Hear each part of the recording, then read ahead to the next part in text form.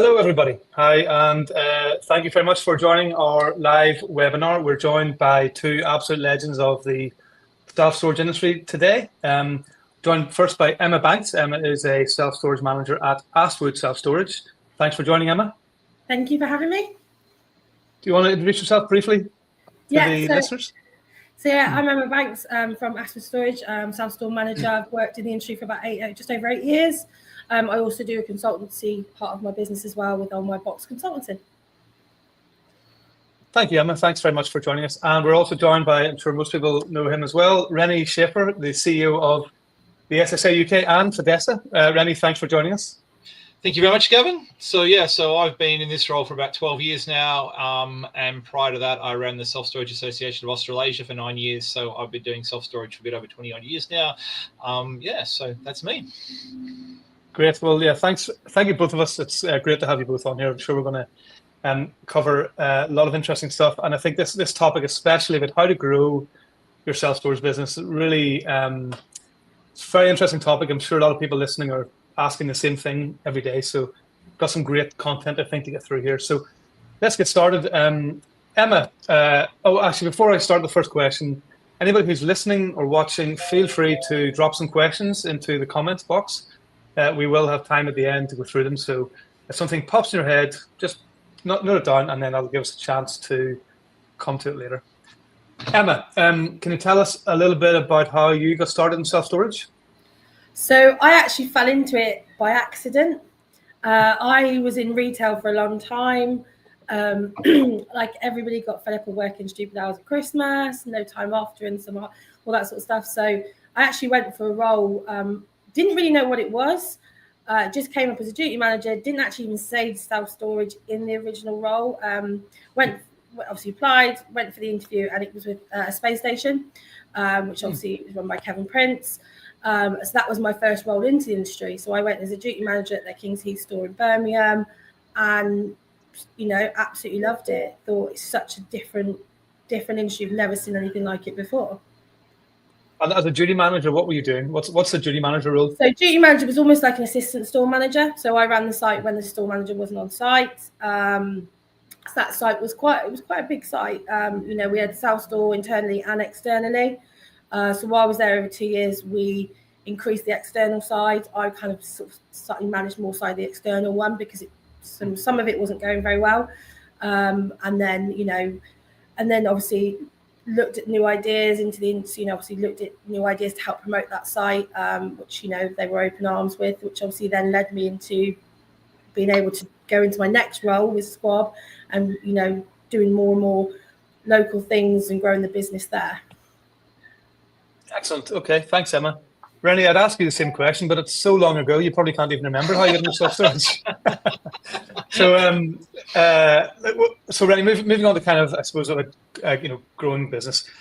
What should operators focus on first if they're looking to grow their business, and how can they go about doing that?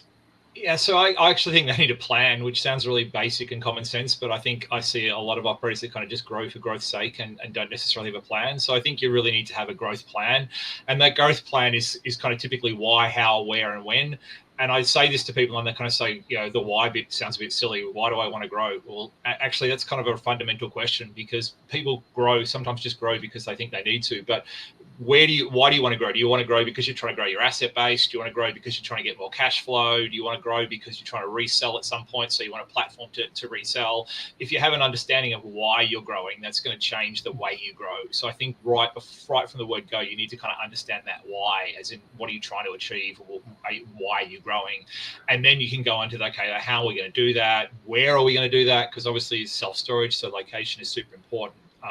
And think about that location and how you're gonna spread out, and also give yourself a timeline. And it's not a race necessarily. So some people kind of expect to be able to grow at mega speed, while sometimes it's not always the best thing to grow at mega speed. So I think you really need to have that kind of structured plan to say, okay, understand why you're trying to grow and how you do it, and then you've got something to work towards, and have a plan. And what about people's expectations? Because there's an awful lot of the self-storage industry is growing and attracting a lot of new entrants who are ambitious and keen to kind of grow their business, establish a business and grow it. But I think the reality sometimes can be a little bit, like you've just gone through there. It's not as simple as just, I'm going to grow. We would talk to a lot of people getting into the industry who might say, I want 100 sites. And I actually originally thought that myself. I'm going to get 100 sites the next 5 years. And then reality hits and you realize actually it's not as simple as I thought. There are different things can block your growth along the way. Like what are some of the most common blockers you see or mistakes operators can make kind of at that kind of stage when they're thinking about how am I going to grow? Yeah, so I've quite literally spoken to hundreds of operators that have talked to me about their growth plans. And honestly, I'm not sure I know any single one of them has actually met those growth plans. Everybody thinks they're going to have 20 stores, even if they even think they're going to have 3 stores. More often than not, they don't manage to do it. Very few people, even opening a store, everybody says they're going to open the store on, say, March, and usually it's April or May or June. Even hitting an opening date these days is really hard. So there are so many things that can delay and put off a site just in terms of construction and planning and all the rest of it. But I think in terms of the most common mistakes that we see or the growth blockers, I do think a lot of it comes back to foundation as well. So getting your first site is a massive achievement and it's a big learning curve and there's a lot to do and all the rest of it. But when you move on to your second and third and fourth site, that's a totally different journey. And I think it's really important you get that base foundation right. So if you haven't got your first site locked down and you haven't got your first site operating as best as it can and get all your procedures in place, those problems, those issues are going to then roll on to other sites. So you've got to make sure you've got a good management system, funnily enough. You've got to make sure that you've got your marketing plan set up, you've got your pricing policy, you've got everything really set really well for your first site, and then that will force the foundation to roll it out. The thing with self-storage is, essentially speaking, you make money 2 ways. You make money by adding space, or you make money by charging more for your space. And that's the other thing. I think people often go on these growth spurts and they forget a little bit about their existing store. So, and I think this is particularly prevalent in container sites or external storage sites. It's really easy to go out there and put more containers down or put more units down or grow more space. But at the same time, you should still be managing the revenue on your existing space as well. And it's all supply and demand. In some cases, you're actually better off to put prices up in your existing stores and manage that than you are necessarily adding new space or new stores or things like that. So I think you need to kind of really think about your existing platform, your existing stores, manage those as well. And I guess the other biggest mistake I see is I do see people spread themselves too thin. So they either grow too quickly or they grow too far away. So self-storage is really localized. Yeah, it'd be great to have 100 stores across the UK, but very few people will be able to pull that off. If you're going to grow, it's better off predominantly to grow in your local community first, where you're going to get those efficiencies. It's going to be easier to manage. If you start kind of growing with stores that are scattered all over the place, you're losing those efficiencies. So I think people do sometimes spread themselves a bit thin because they see this great site, they want to buy it, and they kind of forget, yeah, maybe efficiency-wise, that's not the best thing, given that I'm located here and that's 100 miles away. Okay, interesting. And so Emma, you're very involved in running your businesses. How do you think about and how do you make time to think about how you bring the business forward? Some of the things Rennie's talked about, the why, the how. Like how do you make time for that, and how do you approach that sort of thought process? So I've always had this mentality when I came into the industry, when I came in to begin with, it was a case of I need to go and look at what everybody else is doing. So I've always said that to any team member I've brought on, or when I've been talking to people looking to come into the industry, is go and look at your competitors where you're potentially looking at, because that will give you a lot of what you need, what you want to do best. What you like, what you might like doing actually doesn't. We've seen it in action; it doesn't work. So that helps that bit. Also about making time to look into the future as best you can. And that's really sounds really funny, but it's going having that opportunity to go and look at sites further afield. Go and have a look at. So I obviously, being part of the YSN, I have a lot of communication with the American, their American version, and some of the people from the Asian version of us as well. And obviously, Asian market's massive. They're doing some really cool things with tech that we're not doing yet, even the Americans aren't doing. So that helps me vision what I'm going to do to help my business grow. But I also look at other industries. So I also spend a lot of time looking at the moving market, looking at the removal market, because that has a high impact on my growth of my business. So if the removal market's not moving, if removals are really quiet, I'm potentially going to be really quiet. How do you? Go on, sorry. I was going to say, how do you have some way of being able to see that, keep an eye on that sort of market, or do you have some friends in the industry, or how do you track that? Friends in the industry. So having friends in the industry, picking up the phone, having a conversation. You know, I know Ian Stud very well. So you know, I know I could message him and say like what's going on.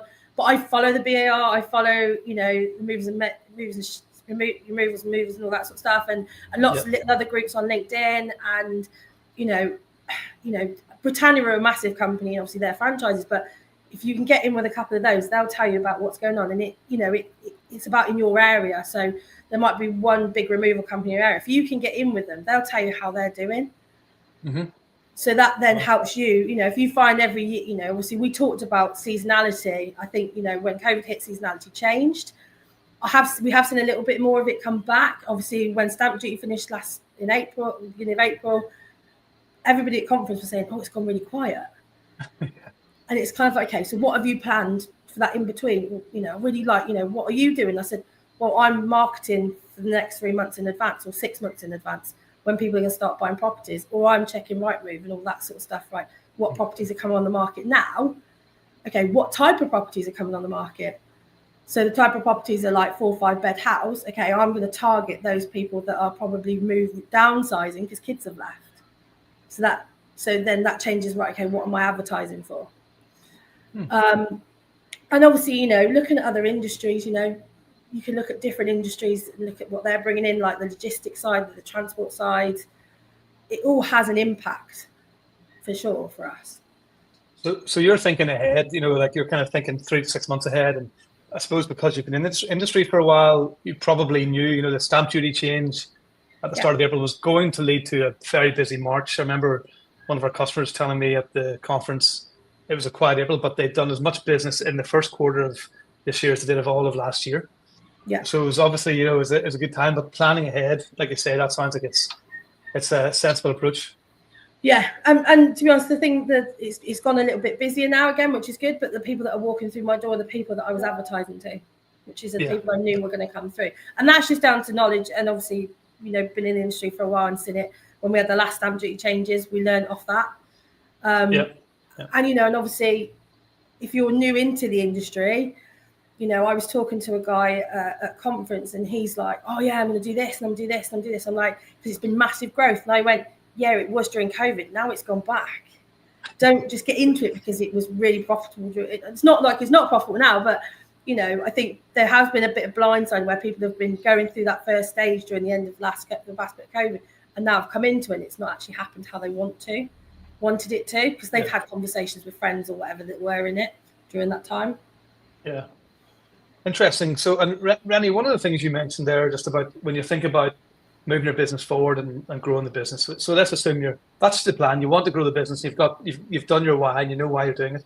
And you mentioned that, you know, you can kind of grow in 2 ways. One is you can open more space, whether that's a new site or open more space in your existing site, or you can kind of optimize your existing space, and that's around occupancy and revenue.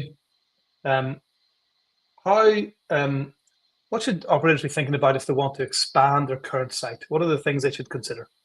Yeah, so obviously expanding your current site is something you really need to think about because you've only got so much space. You haven't got an unlimited amount of space with your existing site. So it's not uncommon for people to fit out parts of a building or have so much land available and put extra land on. But you've got the ability to learn from what you've got. So obviously unit mix is a big part of that. So when you first open your store, unit mix is a bit of a guess, let's be perfectly honest, because it changes depending on the demand in the store and the location, all the rest of it. But now you've got some operating experience, so you can kind of see what the demand for different units are. Depending how long you've been open, you can see the seasonal demand for different size units and all this kind of stuff. So you get to have a bit of a better take on unit mix in terms of that. I think you also do. Sorry, Rennie, so you're saying, sorry, Rennie, but are you saying look at your unit mix and maybe change it if I think you see people do that? Yeah, I think it not necessarily change it, but I think if you're looking at expanding, putting new space on, you can say, okay, am I going to build big units? Am I going to build small units? Am I going to build? Yeah, that's the kind of decision you can make. When you start your new store, you typically take a bit of a scattergun approach, kind of going, okay, I've got a bit of an idea. I can look at the competition and all this kind of thing. But generally speaking, you kind of go, all right, I'll put this many large units on the ground floor and then kind of tier them up and take a bit of a guess. But once you've been open for a year or whatever, you get a better idea to say, okay, well, I know that I've got a massive demand for small units because of this, or, you know, I've already filled up all my commercial units, so therefore, do I want to go more commercial units? So you can take a bit more of an educated philosophy to the unit mix. And I guess also think about, you know, in terms of commercial customers versus residential customers, all these kind of things. So you've got much more data on your business to be able to have a more educated approach to how you develop that store. And unit mix is probably the most the clearest kind of evidence of that. I think you do also obviously need to think about the competition. What extra space is coming on? You know, are you about to have 3 new stores open nearby? You know, this kind of stuff, because that influences your timing of it, and and the ability to sell the product and all that kind of thing. And I think also, coming back to what I said before, I'm probably going to keep coming back to this. And again, it comes back to pricing. So what impact is, if you're going to put an extra 400 units or 100 units or 20 units, whatever it may be, onto your store, what impact is that going to have on your pricing? What impact is that going to have on your pricing on existing customers as well as new customers? And think about that kind of pricing strategy in terms of what's your goal in terms of revenue generation, rather than necessarily your goal in terms of occupancy. Because I think it is easy when you open a new expansion to kind of say, gee, I've got to fill it up. I've got empty space, I need to fill it up, and that's all good and well, but at the same time, you're there to make money, not necessarily to fill space. And so managing that pricing is really important right from the word go. Yeah, we see that. Sorry, I was just going to say, so obviously done expansions in the past. What we found after the first one we did is document it from the day one. So start putting it on. So this is my social media head. Is start pushing it on. We did it by pushing it on socials. This is oh look, within a day, look how much the guys have done, or you know, and that's literally some starting building the Met if you're having a full med structure or whatever. And what happened is it gained people's interest, and we actually, with a lot of the ones we did with when I was at Squad, we had waiting lists. We were opening it on like this day, and we were having like 3,000 square foot go in within a month, because we had like planned it. So people like, right, okay. And it also meant that if somebody came to us while we were developing this extra space and said, actually, I actually want this slightly different size, because you were still developing it, you could change it. So, you know, instead of, you know, I've done it lots of times where I built a brand new section of South Store and ended up taking walls down because somebody's walked through the door and wanted 500 square foot. Where if you're building that and that customer's like, I'll wait, I'll put a deposit down, then at least then you're kind of building it ready for them. It makes you more attractive than them going to, or I can have it down the road like next week, but it's going to have walls in it, or it's not as nice, it's not as clean. So that's just a bit of experience that I've had with it. And what platforms would you recommend people use for that kind of to customer advertising? Facebook all the way. Yeah. But also offline advertising as well. Like, you know, just simple things like signage around your store. If you've got bus stop advertising or roundabout advertising, you can put near your store, stuff like that. Yeah, I agree. You've got to definitely start marketing it, you know, as you start constructing it, if not before. But yeah, think about offline marketing opportunities as well, just to tell people in the local area what's happening. Yeah, excellent, great advice, and yeah, advice I should have taken from my second site, which I kind of opened without telling anybody. But anyway, that's a different story. I didn't make that mistake with the first site, but the time the second one came around, it was, maybe I was a bit cocky about it. So Rennie, you've talked there about kind of managing, expanding existing sites and the unit mix and thinking about that. Actually, one quick one with that. Do you see many people, you know, the sort of the meter cube kind of lockers? I don't see them that often. Is that something that's quite common here, to kind of fill smaller bits of space that you can't get a unit into? Do you see that much? Maybe Emma, maybe you can answer that too. I mean, I certainly see them. They've definitely got their place, and it does depend a little bit on the market. I mean, they're great for students and things like that as well.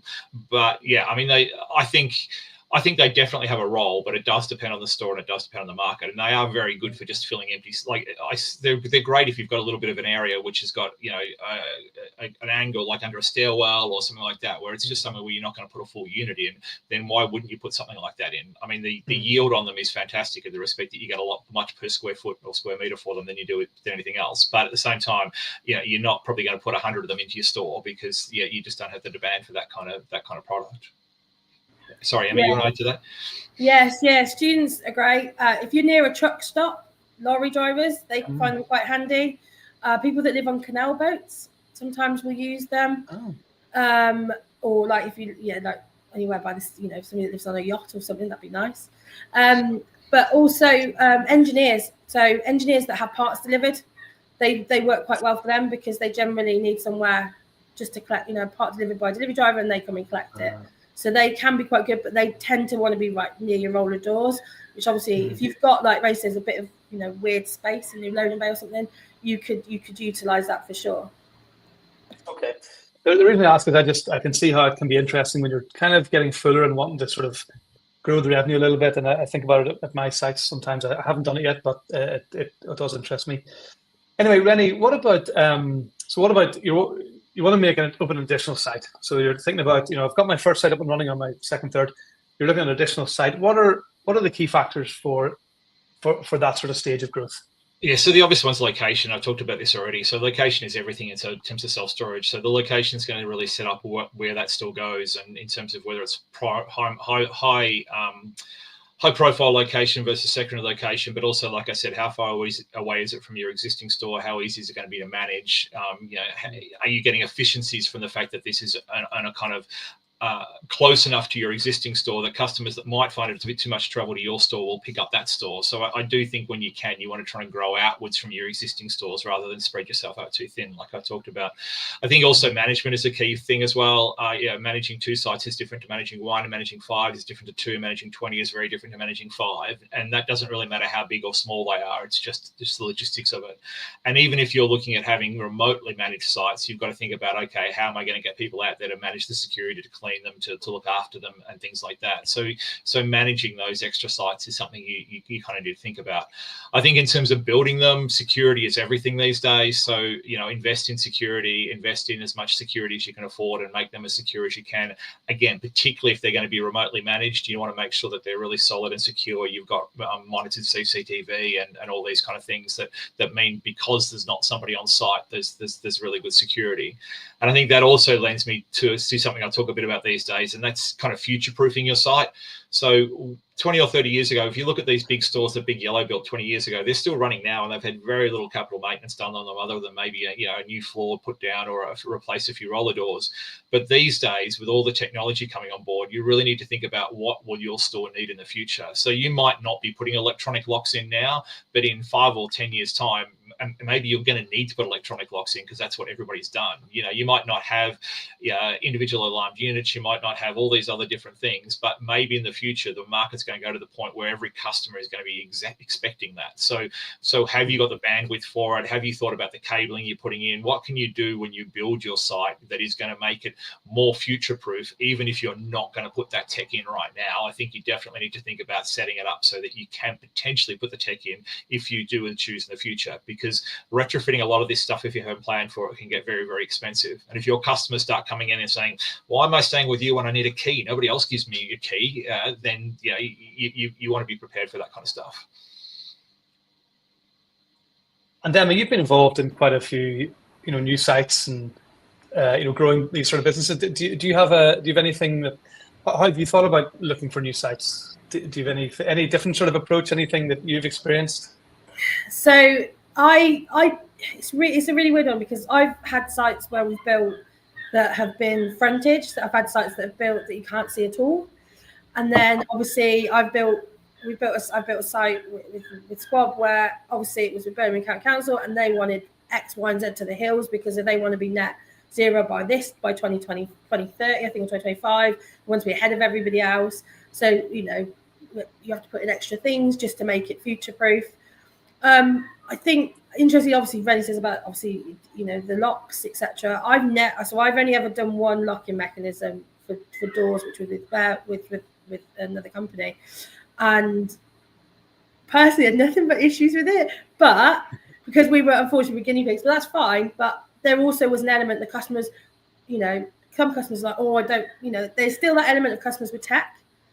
What happens if it fails? What happens if all the doors, you can power cut and all the doors open, So I get there is still that element of customers with security, but it's definitely the way forward. I think when we build our next one, we'll probably look at a version of, electronic lock on the ground floor, probably more than likely, not the upper floors. because one, you can then charge a premium. But also, like I say, future-proof is at least we've already started it. So if we then need to do it for the other floors, we'll have it ready for those. But yeah, I think it's a really difficult one to know what the future is going to be, I think, as well. You know, we talk about, you know, I interestingly saw somebody put on about having a QR code for their wallet for their customers. And interestingly, I've been looking at that as well for access code, because obviously now you pay everything on your phone, don't you? You have your Costa card on your phone, you have this on your phone. You know, you don't actually physically have something. So I think, you know, that the tech is going to be what is going to change a lot. And I think that's why looking at what the Asian market are doing is very interesting. You know, obviously having robots that take people around to their storage units instead of people. You know, that's quite funny, but it's also quite freaky. You know, so yeah, I think there's lots of things, and I don't think we're ever going to be like ahead of the game. I don't think ever. Yeah, there's so much happening, isn't there, in the industry, and you know, outside the industry too. There's just so much going on, so much changing, that it is, you know, it's a big challenge to kind of think, you know, where is it going to be in 5 years? So good to get a bit of advice, I think, from both of you about, you know, think about how people are going to access the site, how are they going to access their unit, how is it kept secure? I think that's about the most you can. As long as you do that for now, I think you're a good bit of the way there. And I can hear your puppy in the background there, Emma. Yeah, I'm really sorry. She's crying. Oh. Yeah, well, I know. Oh, what a shame. But okay, so Emma, what about? So one of the things that I think is really interesting for me, it's like the most interesting part of kind of managing a self-storage business is once you kind of are at a sort of capacity where you're sort of full. How do you think about kind of managing your revenue, managing your occupancy, managing your rates? Because this is one of the things that we often come up against. People who've got like, oh, I'm 100% full. You know, we're doing really well. We're 100% full. But you know, then there's so many stories of people once they change their approach and actually think about, well, actually, I'm optimizing for you know the business. I'm optimizing for revenue, not for being full. How do you? What advice would you give to operators thinking about that kind of problem? Because there's a couple of moving parts there. Yeah, you shouldn't be 100% full. Me and Rennie have always had that discussion, don't we? So personally, I think I like to sit 85%. The reason I like to sit 85% is because it gives me something to sell to somebody else.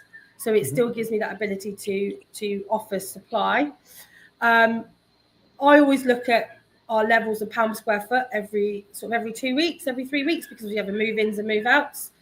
The reason doing that is then if I can see that, okay, like, you know, we've got X amount of units sold at this rate, okay, I need to up that rate on that bill, on that. So for me, I'm happy to change our prices every month or every week. You know, I've just done it where the company I now work for, we had a new building come on, which was, you know, 20,000 square foot, brand new space. We opened it on 29th of January. We're nearly at 35% full already. By doing that, so what we did is the first month we did discounts, and then after the first month, I looked at how much we had occupancy, and I'm like, right, okay, I'm going to reduce the discount length. And then once we get to 50%, discounts will change again, because one, I don't need them all, and I also don't offer the discount. The customer has to ask me for it. I think there's a lot of that, you know. And I do put discounts out there, but if a customer doesn't ask me, I'm not going to tell them. And then obviously it comes to revenue. It's a case of managing what your customers are paying. If your customer is paying you, let's say, £14-15 a square foot for something, that's too cheap. If your competitors are charging £24 a square foot, you should be as close to them as possible. And rent increasing regularly. So I only do it once a year, but that is something that I personally do, and it kind of, because I've kept on top of our prices. But what I've recently done with the company I'm now, some of these customers never price increased since they moved in, which was like 4 years ago. So they had a bit of a shock when I gave them a 15% price increase, and I said, well, that's fine. You know, off you go then. Go somewhere else. I'll put your notice in now. They're still with us because they're still paying less than they were with a competitor. So again, I'll do another one in a year's time, and they'll go up another 15%. Don't be frightened to lose customers, because if you lose that customer, you'll gain another customer that's going to pay the higher rate, which obviously then helps with your revenue. What I find interesting about this whole discussion is pretty much the way you prefaced it. Gavin, and I get this a lot. Oh, we're almost full now, or we are full. What can I do to make more money? Why were you not asking that question the day you opened? Why is it you wait till you're full till you go, gee, we need to sell more insurance? Why is it you wait till you're full to say, gee, maybe we should put a box shop up and sell boxes? Why is it till you're full that you start going, gee, should I put rates up on that customer that I've been had for 2 years? So I think that the trick, if you want to make more money in self-storage, the trick is to be doing that stuff from the day you open. So from the day you open, you should be trying to sell as much insurance as you can. From the day you open, you should be selling boxes and packaging. From the day you open, you should have a structured program that you're putting price rises up on people. Don't be afraid to say, oh, gee, I'm only at 40%. I don't want to put price rises up. They might move out. That's not how it works. Manage your pricing, sell more boxes, sell more insurance. Look at what you can do to make money from your business from the day you open. And like Emma said, 100% is not good. 85%, 90% maybe. But if you're getting up to that 90% mark, then you definitely need to be looking at your existing customers and managing those yields. It's an interesting set, Rennie. I've sometimes thought that, but never been able to put it as eloquently as you just did. Which is as bluntly as I put it. The approach that we're talking about here can be in place from the start, is what you're saying. Don't wait until it's like 100% full, because you've probably missed out on something on the way to, over the past few years as you've been filling up, you've probably missed out on revenue. Yeah, exactly right. And it goes back to what I said before. Why open a new store if you can go through all that heartache, if you can make money out of your existing store first and get your existing store working as well as it can? I'm not saying don't open a new store, but at the same time, don't forget about your existing stores and your existing space, and maximize that revenue from day one. Emma, looking back now, what would you do differently, if anything? What might you do differently if you were starting kind of again today? I would go and rent from my competitors. That is the big thing that I would do, because it then shows me what I'm competing against. So it will show me. So I would go and rent from my main competitor for at least 3 months. Yes, technically I'm giving them money, but it will show me how they run their business within that first 3 months, because it will show me, okay, how do they operate with me inquiring, the sign-up process, the moving in process, what is the aftermath in that first 3 months? How easy is it to leave? What is this, and obviously visiting the site regularly at different times, because then it shows you, okay, well, this is what I like, this is what I don't like, and this is how I can be better. So that is my big thing that I wish I'd done. And I say this to people coming in the industry, I'm like, go and rent. Well, yeah, but I said, seriously, go and rent. I said, because you will open your eyes. One, that if you've never done it before, if you've never used storage yourself and you want to open your first storage, you need to know what you need to go and have a look at one for one. But actually, by renting one, you'll see it from your customer side. And obviously, and if you can also make friends, and that's really, really funny, but make friends with your competitors. I'm quite lucky. I've done that. I've had a conversation with somebody from another competitor the other day, and we were talking about, we've got this customer, can't really help them. Can you help them? And they're giving me square footage because they can't facilitate it. But then it can go back the other way when I can't. So, and that's another thing for me. I would always try and make friends in the industry very quickly. That is what an interest. I did not expect you to come out with that. That's a great idea. So it might cost you a few £100, but the learnings are well worth it. If they have a 1 meter by 1 meter square cube, maybe that would be the one to take as well. Okay, Rennie. So you're CEO of the SSA UK and FEDESSA. What support can associations like the SSA UK and FEDESSA offer to operators who are ambitious and looking to kind of get into this industry and grow? So obviously we've got a whole lot of tangible support. So we've got a marketing guide that gives you tips on different things you can do in terms of marketing. We do a lot of training and a lot of webinars on pricing policies and dynamic pricing and understanding unit mix and the kind of things I talked about before about balancing revenue versus occupancy rates and all the rest of it. Obviously we can give you a whole lot of context for suppliers, people that actually understand the industry, know what they're doing. Sometimes it's tempting to go out there and get the local guy to build your self-storage units, but the local guy doesn't necessarily have any understanding about exactly what self-storage is and the unit component mix and all the little intricacies that make a self-storage unit work. It looks simple. It looks like it's just a whole lot of kind of steel and framing, but it's actually a lot more complicated than that. The same thing with security and things like that. So we can give you all those contacts. We've obviously got a ton of data as well in terms of supply and a lot of information about upcoming stores and stuff like that. But I still think that the number one thing we can give you is we can give you the opportunity to actually sit down and talk to somebody who's been there and done that. So, you know, we've got a whole lot of members that have all been through the same journey that you've been through. And so you get to come to a regional meeting or come to a conference or whatever it may be, and you get to sit down and have a good chat with somebody who went through the whole process, and they'll be more than willing to kind of share with you the things that worked and the things that didn't work. Some of the tips that Emma's just given you, you know, are just an indication of that kind of thing. But that is one of the amazing things about the self-storage industry, partly because it is such a localized business, but just also because it's full of a whole lot of entrepreneurs and business people, and our events are a fantastic place to network and sit down, and people will be quite open with you about what works. And I've been at events where we've had the CEO of Big Yellow, like Jimmy Gibson, sitting there talking to a guy putting 20 containers on the back of a farm, and still sharing information. So it's a great opportunity to come and really learn from others that have done it. One of the things you said there about kind of thinking about the right, like learning about the suppliers and doing it right. We hear this a lot. You know, somebody has maybe opened up a self-storage site, and it's the access control sometimes that we would see that some local person has installed a gate with some kind of access control system that he knows. There are hundreds of access control, or thousands probably around the world. But what happens then is, you know, a year or two goes by and they want to use a software product to help their self-storage business run more smoothly, but they've installed some kind of random access control system that won't integrate with self-storage software products. And that, you know, then can sometimes mean, well, we can't use software, or we have to put in a new access system. So I know it's a different example, but we do see that a lot, even just the access control being kind of some random local system. It happens with all sorts of stuff. It happens with CCTV cameras as well. You go in and the local security guy says, I'm going to set these CCTV cameras up, and that's great. But then you're going to go to a monitoring service, and the monitoring service says, well, hold on, they're actually not the right cameras for us to do monitoring on, or we can't run the AI algorithm through that because they're not in the right positions or whatever else. Locking systems, the whole thing. The self-storage is quite a niche market, and it really benefits from using quality suppliers that understand the industry. It might cost you a little bit more. Sometimes it doesn't, but maybe it will cost you a bit more, but long term, that's an investment that's so much worth paying off. Yeah. So Emma, just to kind of wrap things up, and then we'll move to a few questions. You might have already given your top piece of advice, but what is your top piece of advice for operators listening? And if it's something you've already given, that's fine. I think, the top bit of advice is research. So whether that's going and renting or physically going out and visiting the area properly. So I know there's lots of softwares out there now that can show you, like, this is an area that'd be really good to put a self-store down.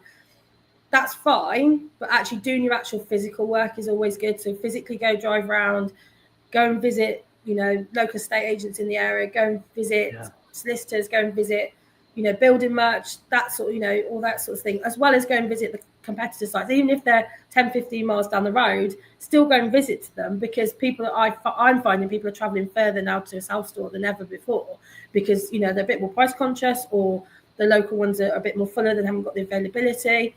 And also look at future planning. Interestingly, I'm with the company I'm now, we're looking at doing a new venture. We had planned to do one in a local city, and I've just happened to put something in, and it came up, the planning had been approved in April 2025 for something. And I was like, if I hadn't done that, we would have just carried on. So, you know, it's also looking at other planning that's coming about. So look at planning for the future. So housing in the future. Is there going to be a new school built? Is there going to be a new hospital built? It might not be there now, but it might be there in 3 years' time. So by the time you've got your site set up and running and established yourself, you're almost kind of ready for that next phase for those customers that are going to be coming into that area. Brilliant. Thanks, Emma. Rennie?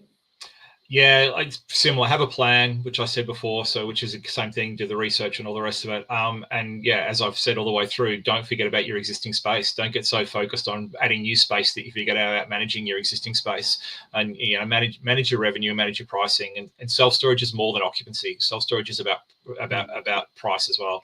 I can fill any self-storage up really, really quickly. I just discount the rubbish out of it and sell it really, really cheap. That's fine. If you want me to get your place 100% full, done.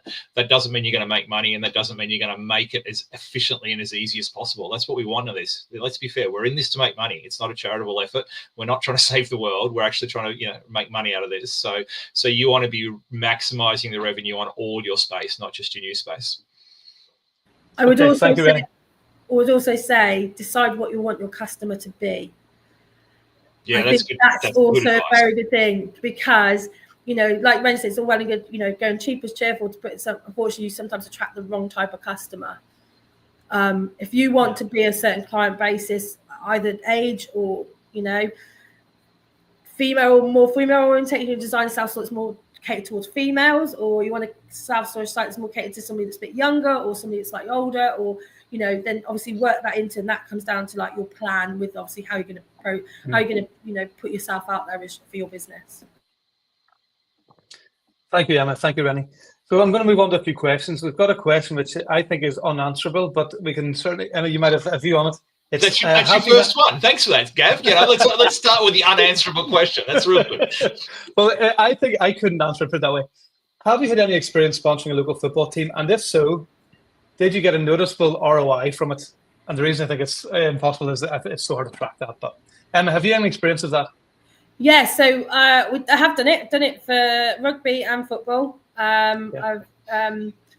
The way we did it is we did it by having their members. If they were a member of the club, they would get a discount as a member. So that way we could then follow it. So although yes, we wouldn't get general public, but if they were a member, they get a member discount. And we did have some good good move-ins from it.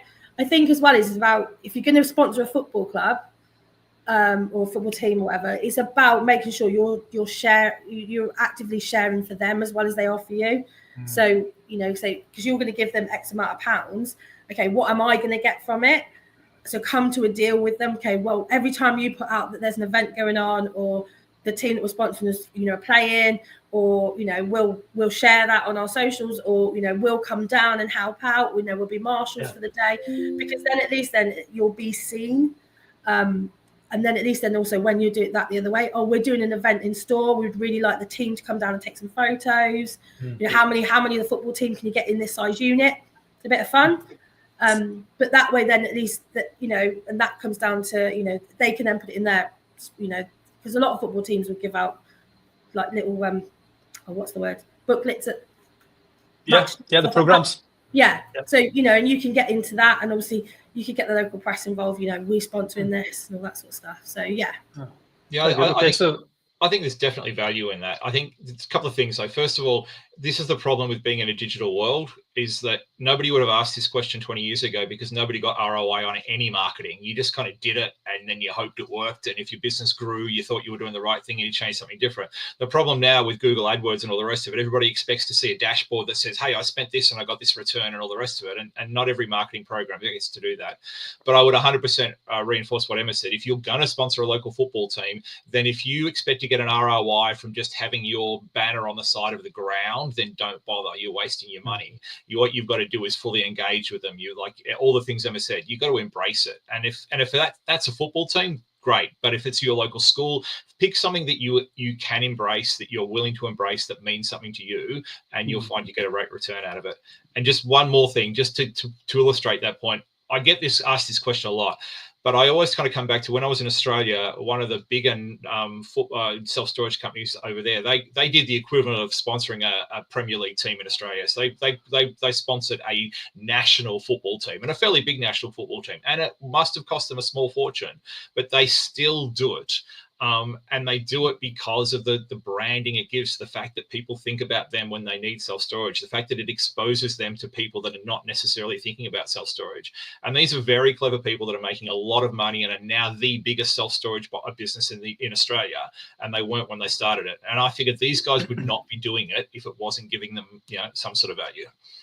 Now, I'm not saying you should sponsor a Premier League football team, but the concept goes the same way. But again, they are fully involved in that. You know, they are full on with it. They have the players in the stores. They embrace it. They give away tickets to customers. You know, they're full on embracing that sponsorship. Yeah. Brilliant advice. Okay, so it wasn't unanswerable at all. I was wrong. Thank you very much. There's a couple of questions I'd like to get through. There's a couple here I really would like to get quick answers on, because I do want an answer. Or I want to at least talk about it. I have a question from Tobias Butler. What are your tips for bringing on team members? How do you choose a great business manager? Any, I don't know, like 30 seconds on that from either of you? Emma? So I personally, retail is the best, because they have to deal with a lot day to day, and they're used to doing slightly weird and wonderful hours, but also how that person feels about you. Ask the question, do you want to come and work for me, rather than just, do you want the job? I think you're going to spend 40 hours a week with that person.